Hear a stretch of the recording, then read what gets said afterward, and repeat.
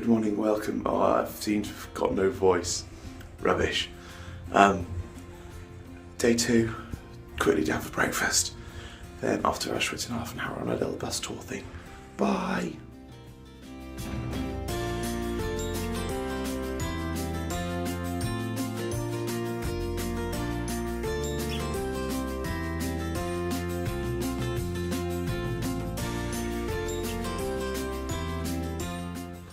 So we're about to go into Auschwitz Museum. The video we watched on the way here was very humbling, and I can't see today being an entirely pleasant experience, but I think it's important that while I'm here, this is something that we do.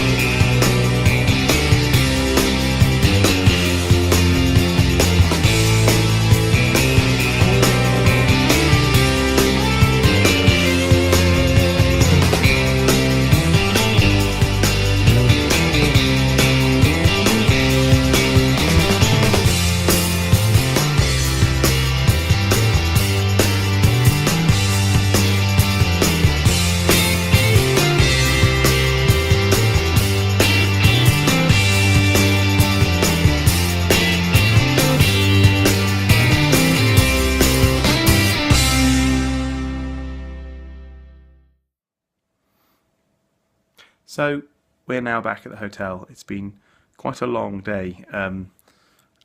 We're full of food again, which is lovely. As you can see from the photos before, Auschwitz wasn't, it was harrowing and kind of it's really difficult to describe. But we decided to go for a few drinks and some food as a bit of light relief because it's pretty heavy stuff. And obviously, Woody over there in bed, Hello. and I look like the sort of people who like strippers. Now, obviously, I don't know why this was. We were walking around what last night was a friendly, almost family-esque square in the middle of Krakow, where we were only offered one stripper last night. This evening, upon walking around for probably 10 minutes trying to work out which bar to choose, we were offered no fewer than 6? I think it was 6 different people came up to us offering strippers. The most interesting of which is this. So, as you can see from the picture, this is the Sapphire Gentlemen's Club, which calls itself the most exclusive nightclub in Krakow. Let's skip over the spelling error in costumes because that's a bit harsh. It's not their native language. Let's move on. I'd argue that business meetings is probably not their strong point. I mean, is there a projector? Is PowerPoint available? Food and drink and coffee making facilities. I'm not sure that would be there. But if you turn over the leaflet, things get a little bit scary. For a start, if you look at the top left-hand side there, not sure what's really happening there. Also, are they in a cave? They seem to be in some sort of odd cave. And it's good to know that they accept all major credit cards, which is a bit strange. The selling technique was a bit strange too. There was a girl with pink hair who ran up to us, who was very insistent that we would want to see some breasts. We decided against it. She decided that we would. Then we decided against it again and told her. Now, immediately after that, a random man who was probably like 6 foot tall, gaunt, looked like a crackhead, came up and shouted at us in Polish, telling us to go to this strip club, the same strip club, this one, and we didn't really know what to do because he was shouting at us in Polish.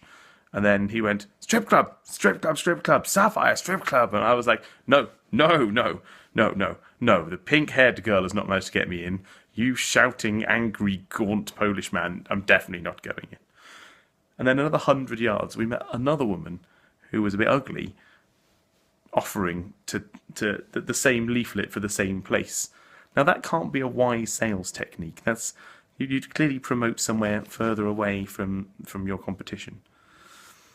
The other leaflet, this one, this is more basic. I mean, as you can see on the back, it guarantees a good time and a good standard of service, monitoring, air conditioning, and exclusive ambient conditions, which is, I don't really understand what that means.